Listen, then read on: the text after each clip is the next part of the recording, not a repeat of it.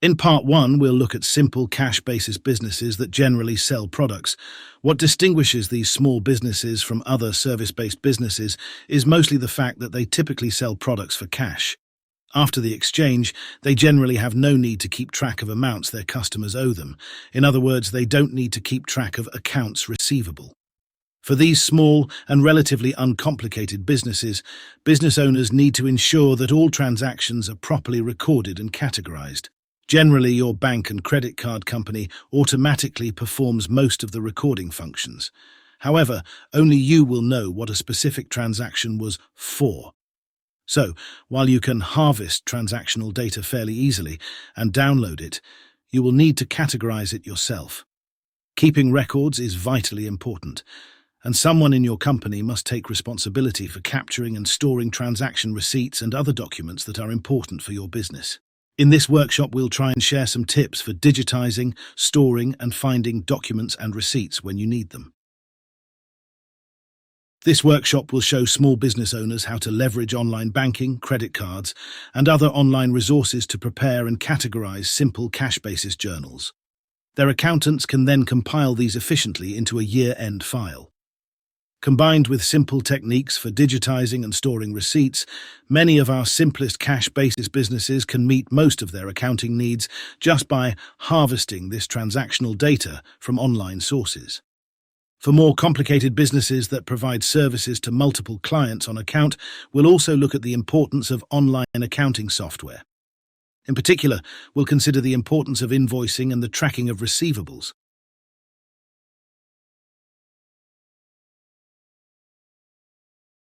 The process of harvesting transactional data looks something like this. First, the owner downloads all of his or her bank account transactions from the bank, usually in CSV or comma-separated value format. Then they read the data into a spreadsheet system, like Microsoft Excel, Google Sheets, or LibreOffice's free open-source Office productivity suite. Next, they format the data and categorize it. The accounting technician then summarizes the categorized data into a pivot table, and then they post it to a working trial balance.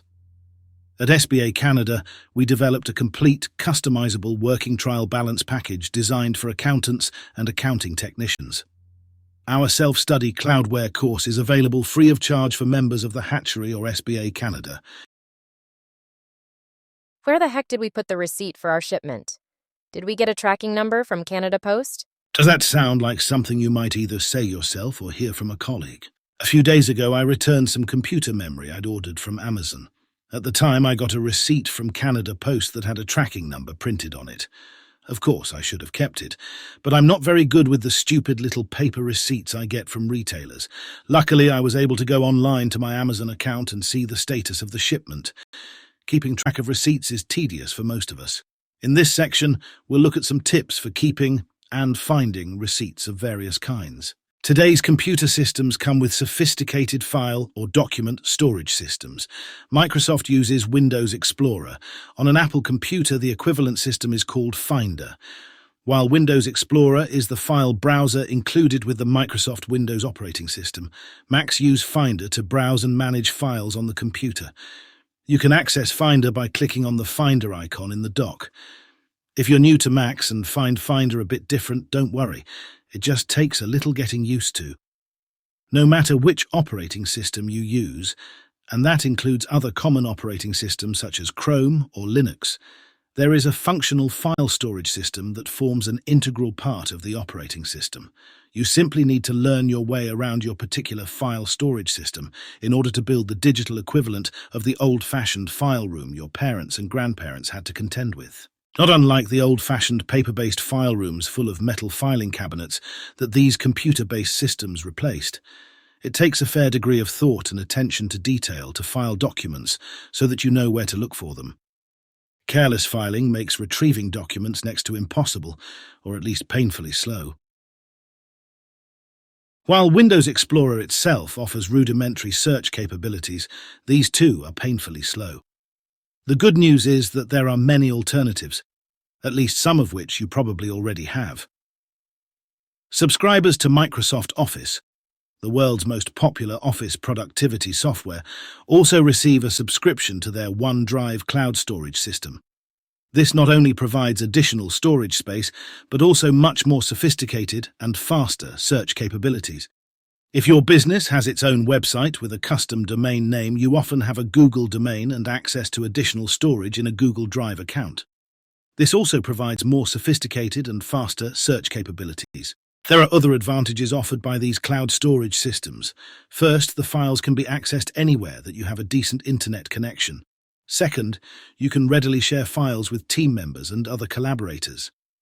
In addition to OneDrive and Google Drive, there are other more sophisticated and expensive options. We use a product called Citrix ShareFile in our accounting practice.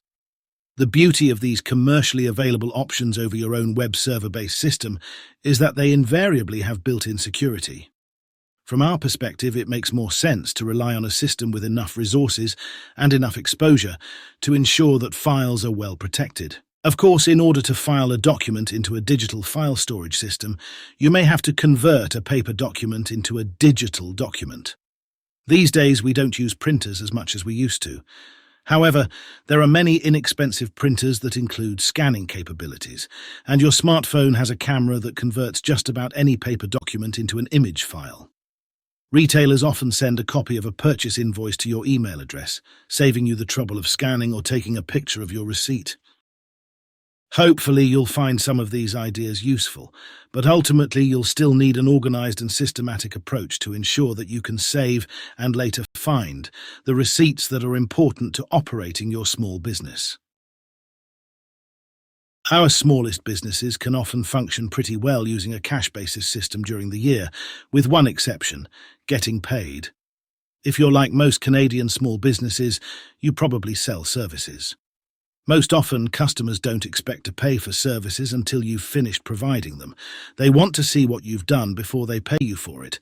Even the building trades, which theoretically produce goods, often have to build their goods to order, which is really a lot more like providing a service than selling a pre-existing thing.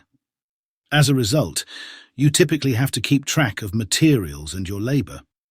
Once you've finished, you present your customer with an invoice or a bill. Then your customer owes you money. This is where much of the complexity comes from for our smallest businesses. It's also pretty important since that's what we operate small businesses for. That is, to get paid. And every business is a little bit different. Some businesses work almost exclusively with just a few or even just one customer. That is conceptually much simpler than working on multiple small jobs or projects at once, particularly if you have many different customers. In this workshop, we'll first look at some very simple situations. To do that, I'll have to give you a little background on our prototype business.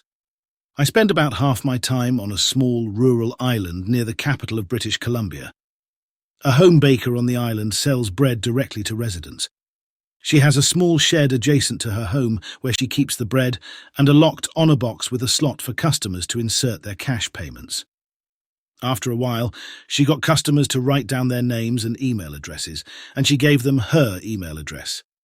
That way, after taking our bread, we could send her an electronic transfer.